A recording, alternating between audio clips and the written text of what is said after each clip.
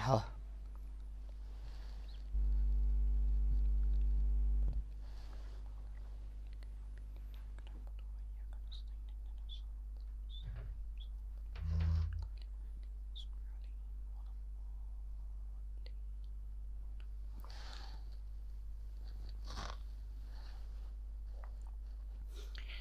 اعوذ باللہ من الشیطان الرجیم، بسم اللہ الرحمن الرحیم، الحمد للہ رب العالمین،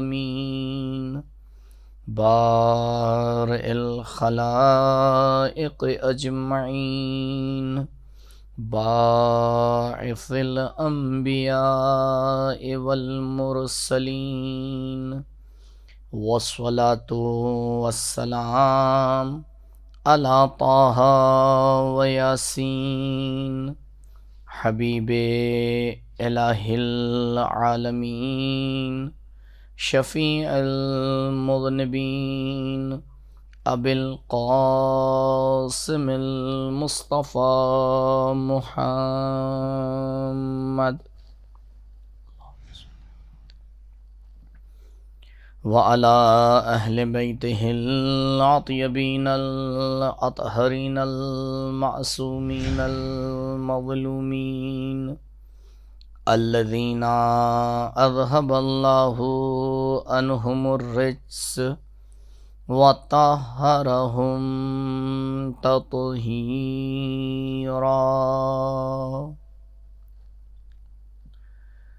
ولا سیما علی الحجۃ الثانی عشر، بقیۃ اللہ المنتظر، ولعنۃ اللہ علی اعدائہم وقتلتہم ومنکری فضائلہم اجمعین، اما بعد، فقد قال اللہ الحکیم فی بیانہ الکریم، اعوذ باللہ من الشیطان الرجیم، وَلَنَبْلُوَنَّكُمْ بِشَيْءٍ مِّنَ الْخَوْفِ وَالْجُوعِ وَنَقْصٍ مِّنَ الْأَمْوَالِ وَالْأَنفُسِ وَالثَّمَرَاتِ وَبَشِّرِ الصَّابِرِينَ۔ درود پڑھیں بر محمد و آل محمد۔ ابتلا اور آزمائش کے عنوان سے جو گفتگو کا سلسلہ آپ کی خدمت میں پیش ہو رہا تھا، اس کی یہ آخری مجلس کہ جس میں کل جو باتیں آپ کی خدمت میں پیش کی تھیں اس کو تکمیل کرتے ہوئے ایک نتیجہ لینا ہے کہ پروردگار ابتلا اور امتحان کے حوالے سے کیا کہہ رہا ہے۔ امتحان الہی میں انسان کس طرح سے کامیاب ہو سکتا ہے، آپ کی خدمت میں چند راستے پیش کیے تھے، اور بس مرور کرتے ہوئے ان راستوں کے اوپر ایک اشارہ کروں گا، اور آج کی گفتگو آپ کے سامنے عرض کیا۔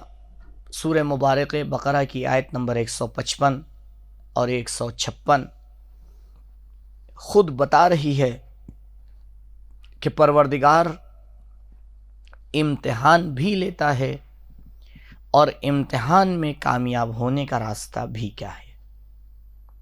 پہلا راستہ جو خود قرآن نے بتایا، کہا وَبَشِّرِ الصَّابِرِينَ، اے نبی جو صابرین ہیں ان کو بشارت دے دیجئے، ان کو کامیابی کی بشارت دے دیجئے۔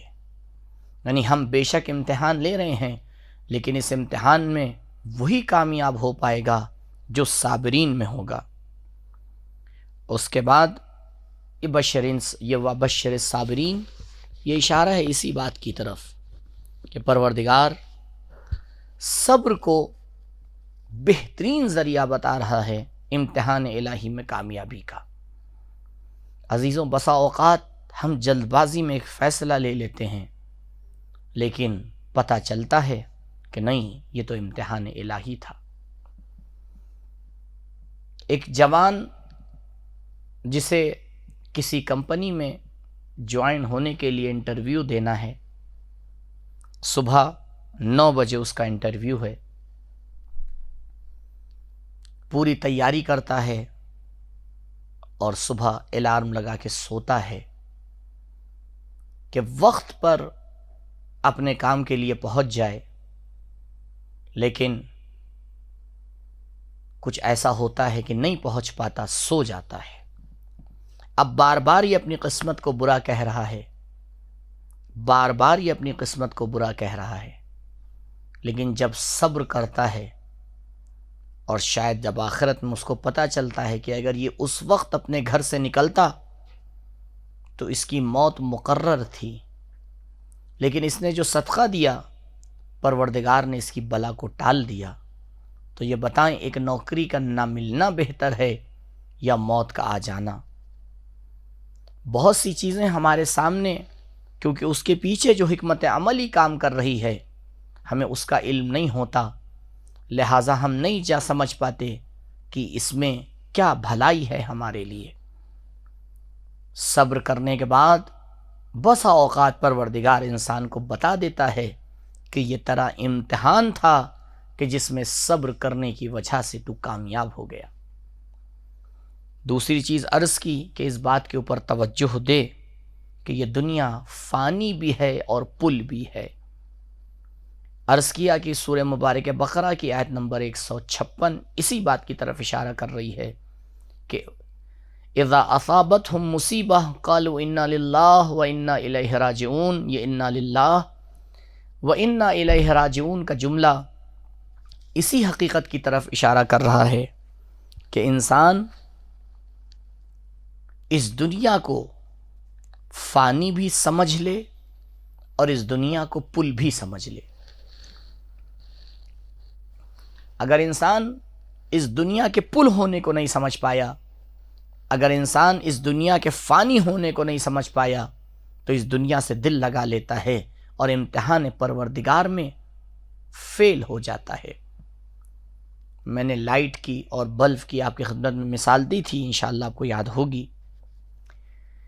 تیسری چیز، تیسرا راستہ، اللہ اور آل اللہ کے اوپر ایمان اور بھروسہ۔ خدا کے اوپر بھروسہ کرے، خدا کے اوپر ایمان لائے، آیات الہیہ کی تلاوت، اہل بیت سے توکل اور توسل، یہ اس کی زندگی میں ایک ایسا راستہ ہے جو اسے بتاتا ہے کس طرح سے اسے امتحان الہی میں کامیاب ہونا ہے۔ چوتھی چیز جو آپ کی خدمت میں عرض کی وہ ہے عبرت لینا۔ گزشتہ تاریخ سے ہم آئیں اور درس عبرت لیں۔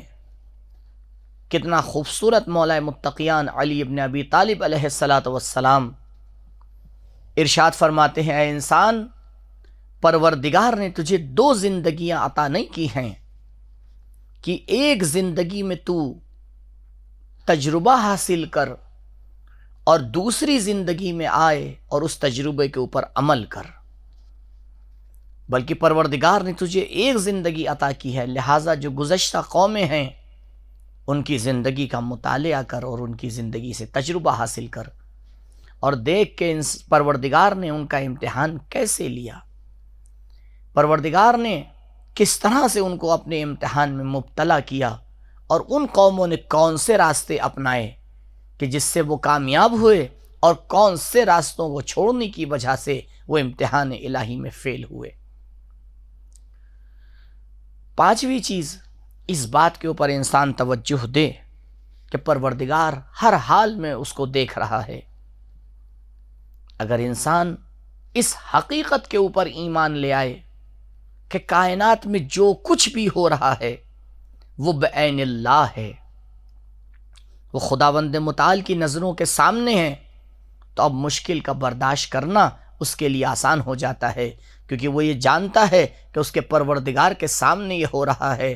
اگر یہ اس کے اوپر ظلم ہوگا تو پروردگار اگر اسے ہٹانا چاہے گا تو بچشم زدن ہٹا سکتا ہے، اور اگر اس کا پروردگار اس بات کے اوپر راضی ہے کہ وہ اس مصیبت میں آ کے آ پڑے تو پھر اس کو بھی راضی ہو جانا چاہیے کہ یہ مصیبت اس کے اوپر آ پڑے۔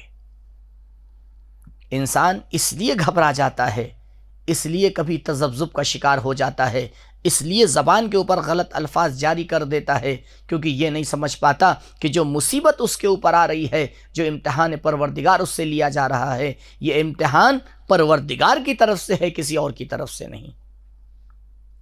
تو عزیزوں، یہ بھی ایک راستہ ہے کہ جس کے ذریعے سے امتحان دینا ہمارے لیے آسان اور کامیابی سے ہمیں نزدیک کر دیتا ہے۔ آخری چیز جس کو میں نے پرسوں آپ کی خدمت میں عرض کیا تھا اور کل اس کی طرف اشارہ نہیں کیا اور آج پھر اشارہ کر رہا ہوں کہ وہ کون سا راستہ ہے کہ جس کے ذریعے سے ہم الہی امتحان میں کامیاب ہو سکتے ہیں، وہ ہے مسائل کو تحلیل کرنا۔ ہم اپنی زندگی میں مختلف مسئلوں کو آپس میں ملا دیتے ہیں، اور جب یہ مختلف مسائل آپس میں الجھ جاتے ہیں تو ہم یہی نہیں طے کر پاتے کہ کس مسئلے کے مد مقابل ہماری ذمہ داری کیا ہے۔ تو وہ انسان جو اپنی ذمہ داریوں کو ہی طے نہ کر پائے، آپ بتائیں وہ کس طرح سے امتحان میں کامیاب ہوگا؟ جسے یہی نہیں پتا کہ اس کا امتحان کس راستے سے لیا جا رہا ہے، اس کو یہی نہیں پتا کہ یہ امتحان الہی ہے یا مغفرت الہی ہے، وہ کس طرح سے اس میں کامیاب ہو سکتا ہے؟ لہٰذا عین ممکن ہے ایک مسئلہ جو بظاہر ہمیں بڑا سادہ نظر آ رہا ہو، اس میں بڑی گہرائیاں ہوں، اور ایک مسئلہ جسے ہم بڑا گہرا مسئلہ سمجھ رہے ہیں وہ بڑی آسانی سے حل ہونے والا ہو۔ لہٰذا کوشش کریں اپنی زندگی میں کہ مسئلوں کو الجھنے سے پہلے سلجھائیں۔ مسئلوں کو الجھنے سے پہلے سلجھائیں کا مطلب یہ ہے کہ مسائل کو الجھنے ہی نہ دیں، الگ الگ کریں۔ دیکھیں، میں ایک آسان سی مثال آپ کی خدمت میں عرض کروں۔ ایک فیملی ہے، ماں ہے، باپ ہے، بچے ہیں، اور شاید ماں باپ کے بھی ماں باپ یعنی بچوں کے دادا دادی یا نانا نانی۔ اب یہ جوائنٹ فیملی میں سب ایک ساتھ زندگی بسر کر رہے ہیں۔ بچے پریشان کرتے ہیں، ماں کو غصہ آتا ہے، شوہر باہر کام پہ نکلا ہوا ہے، باہر کے مسائل اس کی کمر کو توڑ دیتے ہیں، وہ تھکا اور پریشان گھر میں آتا ہے، یہاں بھی مزاج بہت اچھا نہیں ہے۔ اب ذرا سی بات میں ایک ہلکا سا اشارہ چنگاری کا کام کرتا ہے اور پرسکون ماحول کو جنگل کی آگ کی طرح پورے گھر میں پھیلا دیتا ہے۔ یہ کیوں ہوا؟ کیونکہ ہم نے مسائل کو ایک دوسرے سے الگ نہیں کیا۔ ہم نے جو مسئلہ جہاں کا تھا اسے وہاں نہیں رکھا، اندر کے مسائل کو باہر لے آئے، باہر کے مسائل کو اندر لے گئے، بچوں کے مسائل کو دوسروں کے ساتھ مخلوط کر دیا، دوسروں کے مسائل کو بچوں کے سر پہ اوپر اتار دیا۔ یہ سب امتحانات الہی ہیں، پروردگار طرح طرح سے لیتا ہے، بھی اشارہ کروں گا انشاءاللہ۔ تو جب ہم مسائل کو بیٹھ کے ایک دوسرے سے الگ کرتے ہیں، اور اس کے لیے شاید میں یہ تاکید کرنا ضروری سمجھوں گا کہ لکھیے اپنے مسائل کو۔ ہماری عادت نہیں ہے لکھنے کی، ہمیں صرف جب بچے تھے اور کلاس میں جاتے تھے، اسکول جاتے تھے، تب کا لکھنا یاد ہے۔ اس کے بعد تو اس طرح سے ہم قلم کو طلاق دیتے ہیں جیسے 3 طلاقیں دی جاتی ہیں، لکھنے کی عادت ہی نہیں ہے۔ جب مسائل الجھتے ہیں تو ان کا ایک راستہ ہے کہ پہلے اس کو بیٹھ کے لکھا جائے، دیکھا جائے اس کے کتنے پہلو بن رہے ہیں۔ مسئلہ کسی کا ہوتا ہے، بدلہ کسی اور سے لیا جاتا ہے، مشکل کہیں سے آ کے پڑی ہوتی ہے، بدنام کسی اور کو کیا جاتا ہے، اور یہ سارے مسائل جب آپس میں الجھ جاتے ہیں تو انسان یہی نہیں سمجھ پاتا کہ اب اس سے باہر کیسے نکلنا ہے۔ اور عجیب عجیب بعض اوقات توقعات ہوتی ہیں کہ بس کوئی ایسی چابی مل جائے کہ جس کو گھماتے ہی سارے مسئلے ایک ساتھ حل ہو جائیں۔ عزیزوں، یہ کیسے ممکن ہے؟ شاید ہماری زندگی کے کچھ مسئلے ایسے ہیں جن کے بارے میں پروردگار نے طے کر لیا ہے کہ یہ مسئلہ تمہاری زندگی میں حل ہونا ہی نہیں ہے، یہ مسئلہ ہمیشہ تمہارے ساتھ رہنا ہے، کیونکہ یہ تمہارا امتحان ہے، یہ تمہارا امتحان ہے۔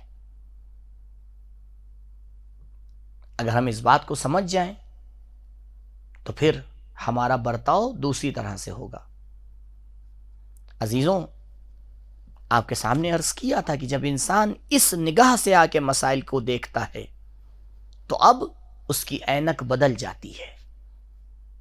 اب وہ مصیبتوں کا پہاڑ ٹوٹنے کے بعد بھی جب اس سے پوچھا جاتا ہے کہ اے زینب، دیکھا پروردگار نے تمہارے ساتھ کیا کیا، تو پھر وہ کائنات کی سب سے عظیم مصیبتوں میں گرفتار خاتون آ کے کتنا تاریخ کا عظیم جملہ بیان کرتی ہے، ما رأیت الا جمیلا۔ زینب نے جمال الہی کے علاوہ کسی اور چیز کا نظارہ ہی نہیں کیا۔ عزیزوں، یہ ہمارے لیے ایک درسگاہ ہے۔ بارہا میں اس بات کو کہہ چکا ہوں، کربلا درسگاہ ہے، کربلا عظیم درسگاہ ہے، لیکن کس کے لیے؟ اس انسان کے لیے جس میں درس لینے کی، سبق لینے کی صلاحیت ہو۔ جس میں سبق لینے کی صلاحیت نہیں ہے، اچھے سے اچھا استاد اس کو پڑھا کے چلا جائے، وہ سبق حاصل نہیں کرتا، لیکن جس میں عبرت لینے کی صلاحیت ہے وہ آ کے عبرت لیتا ہے، وہ آ کے سبق لیتا ہے۔ تو یہ چند راستے ہیں کہ اگر انشاءاللہ اس کے اوپر عمل کیا جائے تو پروردگار ہمیں امتحان میں کامیاب کرے گا۔ دعا کرنا کہ پروردگار، میں نے عرض کیا شروعات کے مجالس میں اپنے موضوع کے ذیل میں آپ سے عرض کیا تھا کہ کبھی یہ دعا نہ کریں کہ پروردگار میرا امتحان نہ لینا، وہ تو امتحان لے گا۔ پروردگار اپنی سنت کے خلاف خود نہیں جاتا، وہ امتحان لے گا، بلکہ یہ دعا کریں، بار الہ، جب ہم سے امتحان لینا تو ہماری طاقت اور صلاحیت کو دیکھنا، اس سے زیادہ امتحان نہ لینا، اور پروردگار جب امتحان لینا تو اس میں کامیاب ہونے کی توفیق بھی عنایت کرنا۔ عزیزوں، جو تمام مطالب آپ کے سامنے پیش کیے گئے، اس میں سے میں 6 اہم باتیں آپ کی خدمت میں پیش کروں گا جتنا وقت بچا ہے، اور انشاءاللہ اس عشرہ مجالس کا نچوڑ آپ کی خدمت میں پیش کرتا ہوں۔ پروردگار جب آ کے ابتلا اور امتحان کی بات کرتا ہے تو اس میں ایک بات ہمیں یہ ذہن میں رکھنا چاہیے کہ ضروری نہیں ہے ہر انسان کا امتحان ایک ہی طریقے سے ہو۔ کبھی پروردگار کسی کو نعمت دے کے امتحان لیتا ہے، کبھی کسی سے نعمت لے کے امتحان لیتا ہے۔ پروردگار نے جن کو اولاد کی نعمت سے نوازا ہے وہ بڑے خوش نظر آتے ہیں، اور جو صاحب اولاد نہیں ہیں کبھی کبھی ان سے کہتے ہوئے نظر آتے ہیں کہ یہ تو آپ کا امتحان ہے، صبر کیجئے۔ نہیں عزیزو، جو صاحب اولاد ہے، اولاد اس کے لیے امتحان ہے جس کو پروردگار نے اولاد کی نعمت سے نہیں نوازا ہے، اولاد کا نہ ہونا اس کے لیے امتحان ہے۔ دونوں کا اپنا اپنا امتحان ہے۔ جسے پروردگار نے اولاد نہیں دی ہے اس کا تو ایک ہی امتحان ہے کہ وہ صبر کر لے گا، بات ختم ہو گئی۔ لیکن جسے پروردگار نے اولاد کی نعمت سے نوازا ہے اس کے تو زندگی بھر امتحان کا سلسلہ باقی رہے گا۔ تم نے اپنی اولاد کی تربیت کیسے کی؟ تم نے اپنی اولاد کے حقوق کو پامال کیا یا حقوق کی حفاظت کی؟ اولاد نے تمہارے حقوق کی حفاظت کی یا نہیں کی؟ اولاد کس راستے کے اوپر گئی؟ اولاد نے زندگی میں تمہارے ساتھ کیا کیا، تم نے اولاد کی زندگی میں کیا کیا، اگر اولاد تمہاری زندگی میں چلی گئی تب اس کے لیے تم نے کیا کیا، یہ تمام مرحلے اس کی زندگی میں آتے رہتے ہیں۔ لہذا فقیر امیر کو دیکھ کے سوچتا ہے کہ پروردگار نے اس کو نعمتیں دے دی ہیں تاکہ اس کا امتحان لے، اور امیر فقیر کو دیکھ کے سوچتا ہے کہ پروردگار کیسا اس کا امتحان لے رہا ہے، اسے کچھ دیا ہی نہیں ہے۔ ہر کوئی اپنے زعم باطل میں خوش ہے، لیکن بھول گیا ہے وہ کہ جو انسان جس حالت میں ہے پروردگار اسی حالت میں اس کا امتحان لے رہا ہوتا ہے۔ لہذا عزیزوں، اس نقطے کی طرف ہمیں بخوبی متوجہ رہنا چاہیے، کہیں ایسا نہ ہو دنیا کی رنگینیاں ہمیں غفلت کا شکار بنا دیں اور ہم آ کے بھول جائیں کہ ہم جب سو رہے ہوتے ہیں تب بھی ہمارا امتحان ہو رہا ہوتا ہے، جب ہم جاگ رہے ہوتے ہیں تب بھی ہمارا امتحان ہو رہا ہوتا ہے، جب ہم نعمتوں میں گھرے ہوئے ہوتے ہیں تب بھی ہمارا امتحان ہو رہا ہوا ہوتا ہے، اور جب ہم ظاہری طور پر نعمتوں سے تہی ہو جاتے ہیں اور نعمتیں ہمارے ہاتھ سے چلی جاتی ہیں تب بھی ہمارا امتحان ہو رہا ہوتا ہے۔ پروردگار کے امتحان کا کوئی ایک مخصوص طریقہ نہیں ہے کہ جس کے ذریعے ہم آ کے کہہ دیں کہ اگر یہ طریقہ نہیں ہے تو امتحان نہیں ہے۔ نہیں عزیزوں، پروردگار کسی بھی طریقے سے امتحان لے لیتا ہے۔ اس بات کے اوپر توجہ بے حد ضروری ہے کہ ہم کہیں غفلت کا شکار نہ ہو جائیں اور یہ بھول جائیں کہ ہم ہر لمحہ امتحان اور آزمائش الہی کی زد میں ہیں۔ دوسری اہم بات کہ یہ ضروری نہیں ہے کہ ہر انسان جو اس سے امتحانات لیے جا رہے ہیں سب میں فیل ہو جائے یا سب میں پاس ہو جائے۔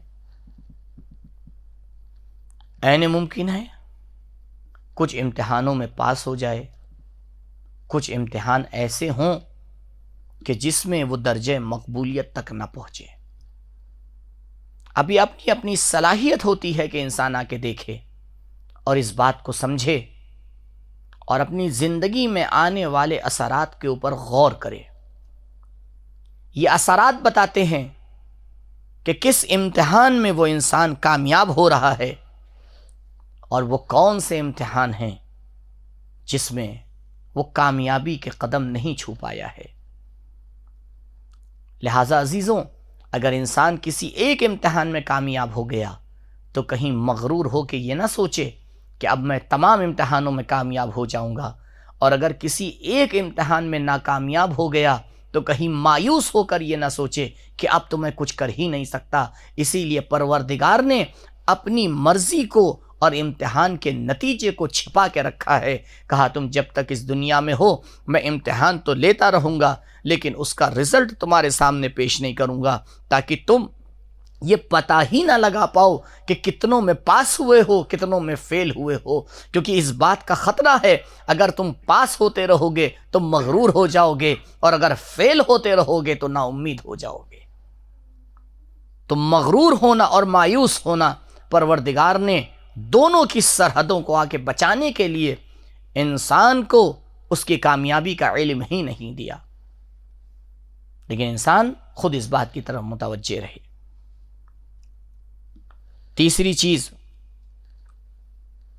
جو اہم ہے اور یہ اب تک آپ کے سامنے پیش نہیں کی، کہ امتحان الہی میں کبھی کبھی ایسا ہوتا ہے کہ امتحان تو ایک کا ہوتا ہے، لیکن اس ایک کے امتحان کے سبب دوسروں کا بھی امتحان ہو جاتا ہے۔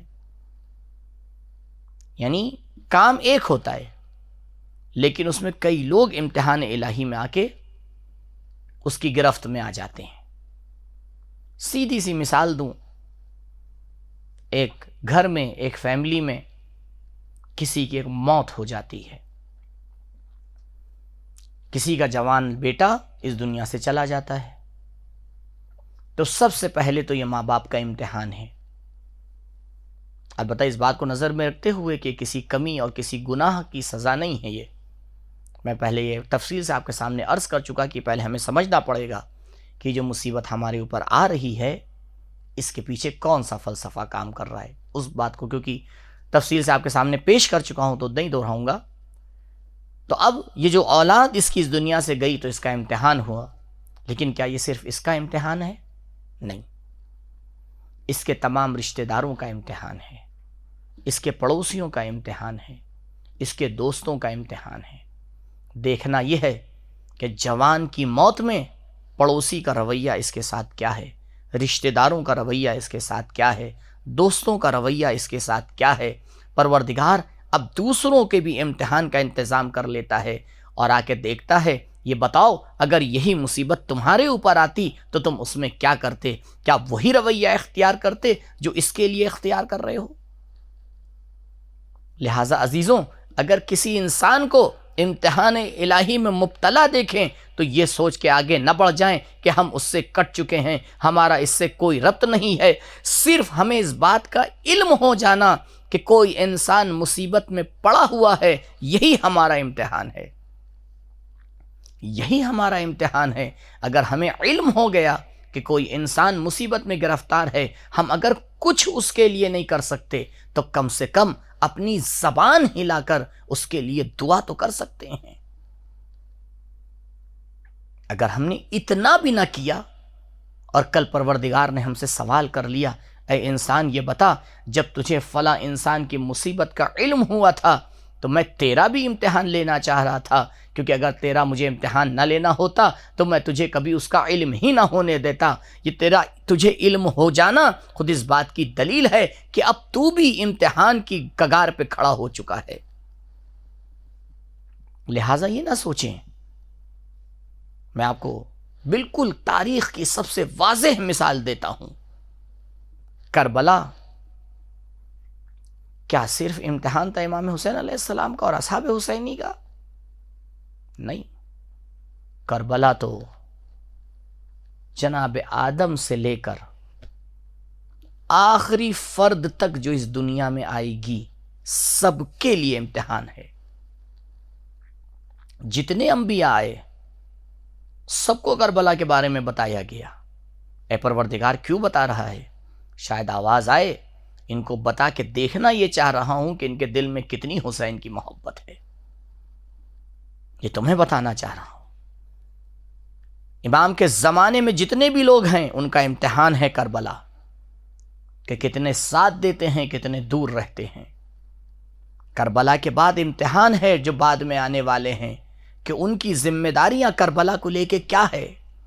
چھوٹے چھوٹے سے بہانے پہ حسین کو ترک کر دیتے ہیں یا جانیں دے دیتے ہیں لیکن عزاداری کی حفاظت کرتے ہیں. ضروری نہیں ہے کہ اگر کوئی ایک امتحان میں مبتلا ہے تو ہم سائڈ سے نکل جائیں مسکراتے ہوئے کہ یہ تو اس کا امتحان ہے، مجھ سے کیا مطلب. نہیں، ہم سے بھی مطلب ہے. چوتھا نکتہ قابل غور بات ہے عزیزوں. جیسے جیسے انسان کا مقام بلند ہوتا جاتا ہے ویسے ویسے پروردگار کا امتحان بھی سخت ہوتا جاتا ہے. اگر کہیں سے آپ کو علم ہو جائے کہ پروردگار آپ سے بہت بڑا امتحان لے رہا ہے تو سجدہ شکر کیجئے گا کہ پروردگار تیرا لاکھ لاکھ شکر کہ تو نے مجھے اس مقام پر پایا کہ مجھ سے اتنا بڑا امتحان لیا. پروردگار ہر ایک سے امتحان نہیں لیتا. وہ عادل ہے، حکیم ہے، علیم ہے. وہ جس کی جتنی صلاحیت ہے اس سے زیادہ امتحان نہیں لیتا. وہ تو جتنی صلاحیت ہے شاید اتنا بھی امتحان نہیں لیتا، اس سے کم ہی لیتا ہے. تو اگر پروردگار کسی سے امتحان لے رہا ہے تو اسے یقین ہونا چاہیے وہ اس مقام پر ہے کہ یہ امتحان دے پائے. اسی کی تو دعا کی گئی ہے، اسی کی دعا کی تو تاکید کی گئی ہے. ربنا ولا تحمل علینا، پروردگار ہمارے اوپر وہ سنگینیاں مت ڈالنا جو ہم سے گزشتہ امتوں کے اوپر تو نے ڈالی. تو جیسے جیسے مقام انسان، درجات انسان بلند ہوتے جاتے ہیں ویسے ویسے انسان کا امتحان بھی سخت ہوتا جاتا ہے. اور اس کی وضاحت کی ضرورت نہیں ہے. آپ دیکھ لیں، جیسا امتحان علماء کا ہوتا ہے عوام کا نہیں ہوتا، جیسا امتحان انبیاء کا ہوتا ہے علماء کا نہیں ہوتا، اور جیسا امتحان اولیاء کا ہوتا ہے ویسا امتحان انبیاء کا نہیں ہوتا، اور جیسا امتحان 14 کا ہوا ہے کسی کا نہیں ہوا، کیونکہ پروردگار دیکھتا ہے ظرف کو پہلے کہ اس میں کتنی صلاحیت ہے اور کس درجے تک وہ پروردگار کے امتحان میں لبیک کہہ سکتا ہے. عزیزوں، اسی لیے اس بات کی طرف اشارہ کیا ہے میں نے پہلے اور دوبارہ تاکید کر رہا ہوں کہ اگر انسان کو کہیں سے علم ہو گیا، پتہ لگ گیا، اس نے اپنی زندگی کے اوپر نظر ڈالی اور یہ سمجھ گیا کہ یہ مصیبت جس میں میں آ کے گرفتار ہوا ہوں یہ میرے گناہوں کی وجہ سے نہیں ہے، یہ تو امتحان الہی ہے، تو اگر اس کا اس مصیبت کا درجہ زیادہ ہے تو سمجھ جائے اس کا مقام بھی زیادہ ہے. اگلی بات جس کے لیے آپ کو تاکید کروں گا وہ یہ کہ انسان کبھی یہ نہ سوچے کہ پروردگار کا امتحان کسی زمین سے مخصوص ہے، کسی زمان سے مخصوص ہے، کسی خاص ٹائم سے مخصوص ہے. نہیں، جیسے کہ پروردگار کا امتحان اچھی اور بری اور نعمت اور نقمت میں سے کسی سے مخصوص نہیں ہے، اسی طرح سے نہ کسی زمان سے مخصوص ہے نہ کسی مکان سے مخصوص ہے. تو کوئی یہ نہیں کہہ سکتا کہ میں فلاں مقدس مقام پر گیا ہوں لہٰذا وہاں میرا امتحان نہیں ہوگا، یا میں ایسی بری جگہ پر موجود ہوں یہاں میرا امتحان نہیں ہوگا. نہیں عزیزوں، چاہے وہ مقام مقدس ترین مقام کیوں نہ ہو، چاہے وہ مقام سب سے برا ہی مقام کیوں نہ ہو، زمانہ چاہے پورے سال کا بہترین زمانہ کیوں نہ ہو، چاہے وہ زمانہ ہم نے اپنے اعتبار سے برا زمانہ بنا لیا ہو، پروردگار اگر امتحان لے گا تو اسی زمانے اور کسی بھی مکان میں امتحان لے لیتا ہے. عزیزوں،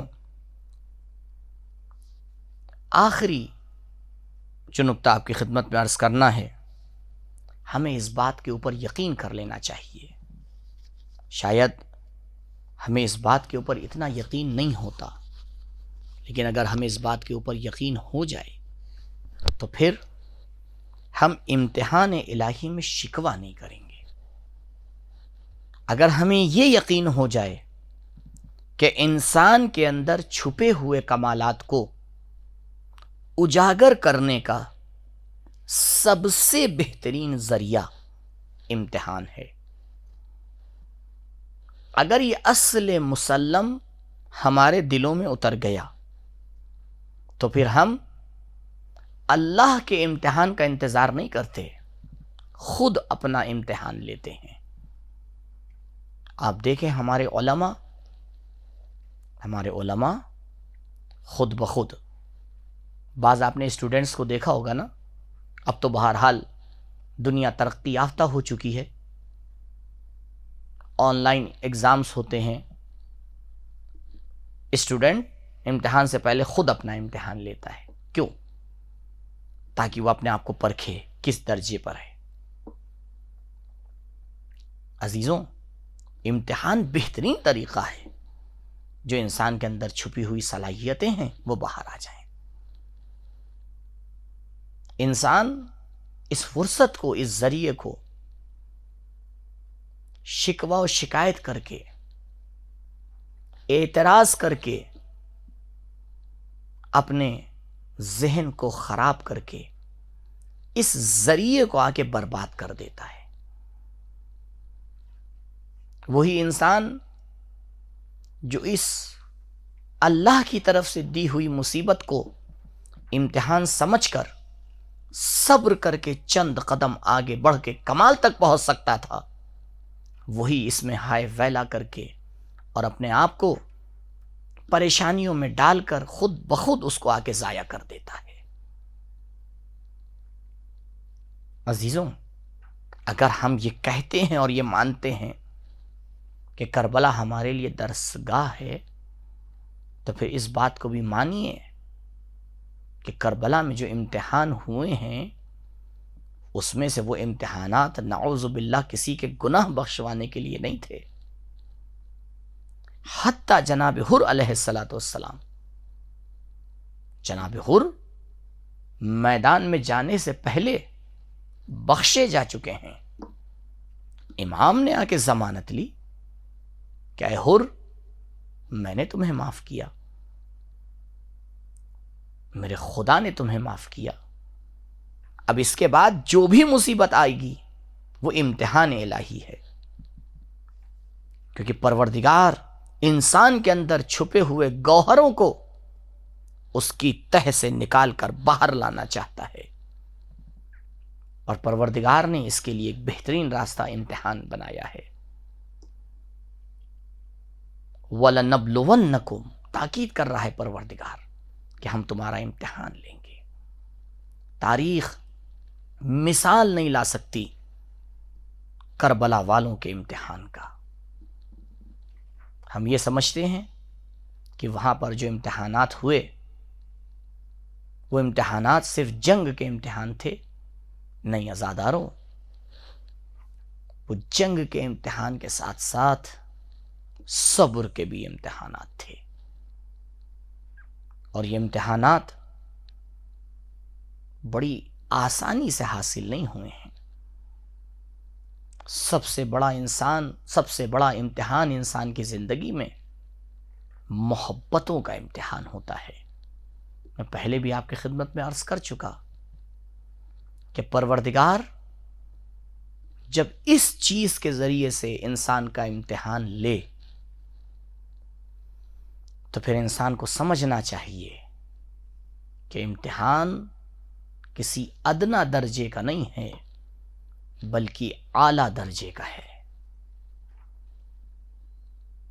حسین نے اپنی تمام محبتوں کو کربلا میں قربان کر کے امتحان الہی میں سرخ رو ہونے کا ہر راستہ اپنا لیا. امام حسین علیہ السلام پروردگار کے ہر امتحان کے آگے لبیک کہتے ہوئے نظر آ رہے ہیں. لیکن سید الشہداء کے اوپر ایک وقت وہ بھی آیا ہے عزاداروں کہ اب سید الشہداء خود رن کی طرف چلے.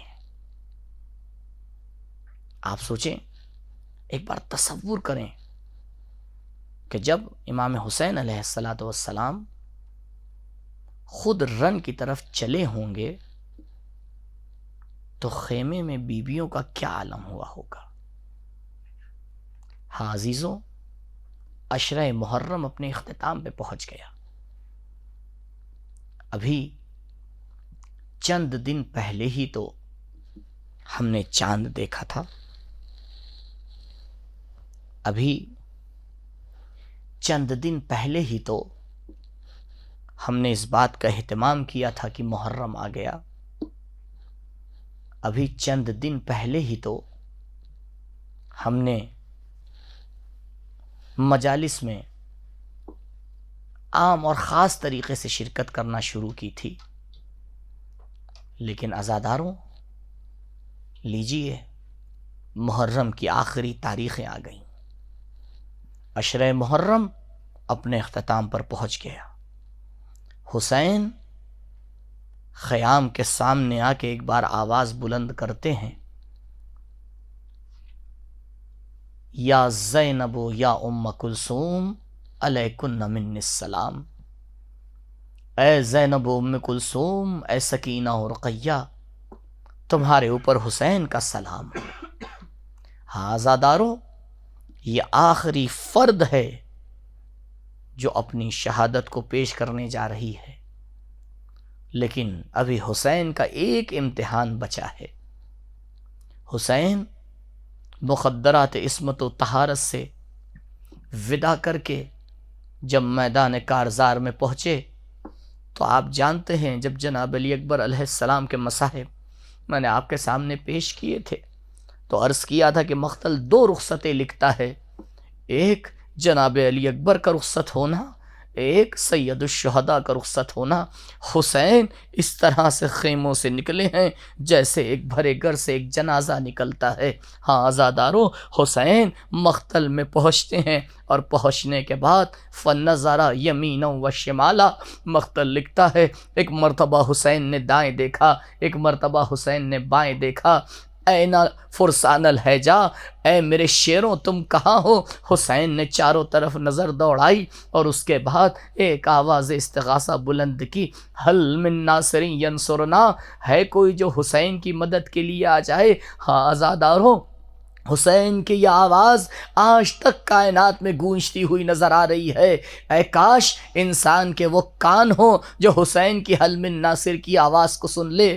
ہاں عزیزوں، شاید ہم اور آپ نہ سن پائیں، لیکن خیمے میں موجود ایک شش ماہی نے حسین کی آواز کو ضرور سن لیا۔ بس حسین نے آواز استغاثہ بلند کی، ادھر خیمے میں کوہرام مچ گیا۔ حسین رن سے واپس خیام میں آتے ہیں۔ شاید حسین کو اکبر کا واپس آنا یاد آیا ہو، مولا آپ دوسرے انداز میں واپس آئے ہیں، علی اکبر کسی اور انداز میں واپس آئے تھے۔ مولا خیمے میں تشریف لاتے ہیں، ایک مرتبہ پکارا، بہن زینب ابھی حسین زندہ ہے، یہ خیمے میں کوہرام کیوں مچ گیا ہے؟ بس عزاداروں، مرتبہ بی بی آگے بڑھتی ہیں، بھیا آپ کی آواز استغاثہ سن کر علی اصغر نے اپنے آپ کو جھولے سے گرا دیا ہے۔ بس میں پوچھوں گا علی اصغر، ارے یہ بتاؤ، تم تو ابھی تک بے ہوش تھے، تم تو اب تک تمہارے اوپر غشی تاری تھی، ارے تمہارے اندر اتنی طاقت کہاں سے آ گئی کہ تم نے حسین کی آواز پہ لبیک کہہ دیا؟ شاید علی اصغر جواب دیں، تجھے نہیں معلوم، جب امام آواز دیتا ہے تو مردے بھی اگر امام کی معرفت رکھیں تو لبیک کی آواز بلند کرتے ہیں۔ ہاں عزاداروں، حسین اس قرآن کے پارے کو لے کے چلتے ہیں، میدان اشقیاء میں پہنچتے ہیں۔ عجب حال ہے، امام حسین علیہ السلام کیا مانگنے جا رہے ہیں؟ امام پانی مانگنے جا رہے ہیں۔ ارباب مقاتل لکھتے ہیں جب حسین کی امید نہ رہی کہ یہ پانی پلائیں گے، ایک مرتبہ علی اصغر کو خاک کربلا پہ لٹا دیا۔ اللہ اکبر، کیا ماحول ہوگا، کس طرح سے علی اصغر نے کربلا کی تپتی زمین کو برداشت کیا ہوگا۔ حسین آگے بڑھے، علی اصغر کو اٹھایا، ایک جملہ کہا، میرے علی اصغر، ارے تم بھی حجت خدا ہو، ذرا اپنی حجت کو تمام کر دو۔